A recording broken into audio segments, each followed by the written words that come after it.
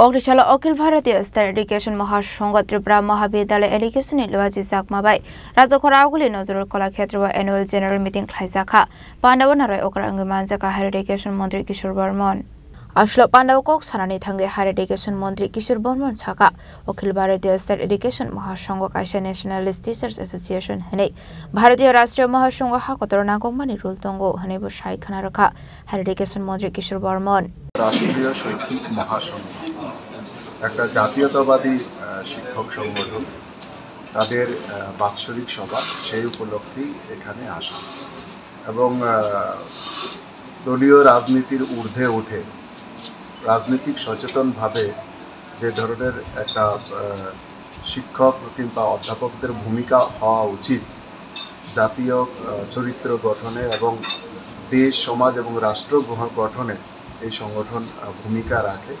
তো এটা টোটালি তাদের একটা সাংগঠনিক প্রক্রিয়া।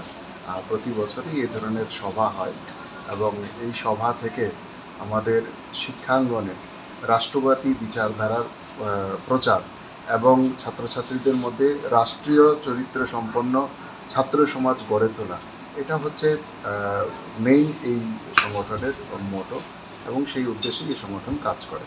তাদেরই আজকে বার্ষিক সভা। প্রজ্বলন করে আজকের অনুষ্ঠানে রাজাখরা আগুলি নিশমি Amit নিঙ্ক অক্থম চিনিক খরাং। Hello everyone, welcome to the Department of English at Techno India University, Tripura. We are not just learning English here, we also learn how to question, how to think and how to use. Our classes are not just only about textbook, we connect literature with real life, talking about AI, mental health and global communication. With our language lab and Coursera modules, we build communication and soft skills every day. And I even earned a free international certificate thanks to Techno India University, Tripura. We have presented posters at Assam University, Silchar and other institutions, gaining real confidence and exposure. We celebrate Shakespeare Day, Yoga Day, sports and film screening, making learning lively and holistic. Our teachers aren't just faculty, they are our mentors, guiding us for clearing doubts anytime and genuinely supporting.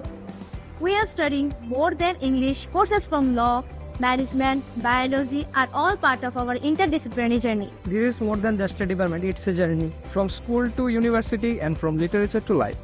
Join us, this is Literature for the Future.